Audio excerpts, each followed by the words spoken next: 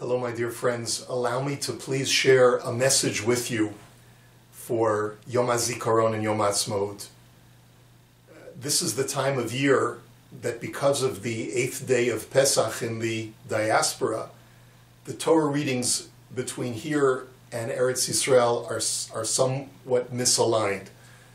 This past Shabbos we read Parsha Shmini. This coming Shabbos we're reading Parshas Tazria Mitzorah. And in Israel, last Shabbos was Tazria Mitzorah.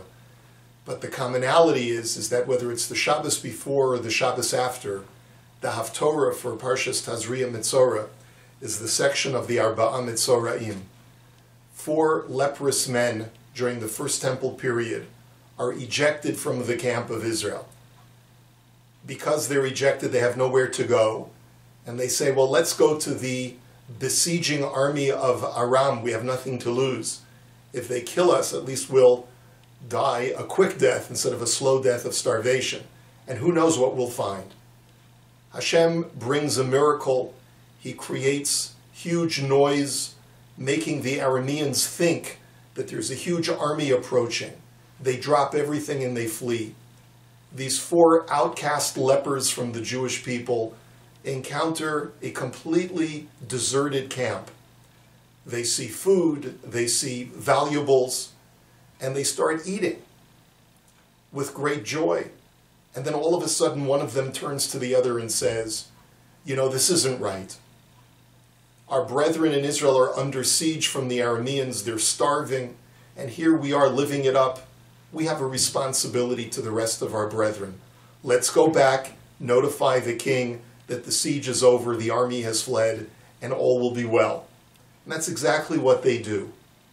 This is one of the episodes in Tanakh that Rav Avram Yitzchak HaKohen Cook of blessed memory pointed to. You know, in the early part of the 20th century, there were many rabbis who were very opposed to the Zionist endeavor because so many secular Jews who were very, very far from Torah, who would be what we would consider to be outcasts from the Torah community, were the ones who were working so hard to found the Jewish state.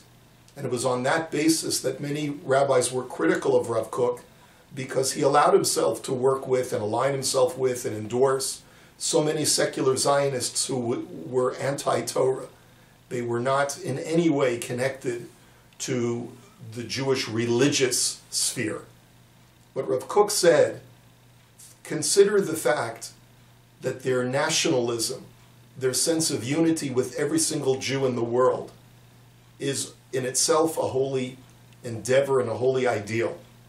And even if they do not have a Torah mindset, and they are not living lives of Torah, the very ideal that they possess, which is one of unifying the Jewish people under one banner, one Am, one nation, is in itself enough to offer them redemption and to make their endeavor holy. And therefore, although it's true that their Zionist ideal is very different from the Torah community's Zionist ideal, the religious Zionist ideal, but we have so much in common that we can work with and to accomplish something truly monumental. History tells us that Rav Kook's approach was the correct approach, because look at all of the Torah of Eretz Yisrael today because of all of the efforts that were made to work together with the non-religious Zionist community and found a state, a beautiful state, where Judaism flourishes, the Jewish people flourish, and the Torah flourishes. All one has to look is at the Haftorah of the Arba'a Mitzoraim to realize that you don't have to be an outstanding, exemplary Jew in order to be the catalyst for redemption. You can even be a group of outcast lepers. But if at the end of the day you realize that you are part of the Jewish people, then your endeavor can be holy, and you can be the source of redemption as well. It's an important message for us to take when we go to Eretz Yisrael, or even when we're in the diaspora, and we see so many Jews that appear to be so distant from Torah. It doesn't matter.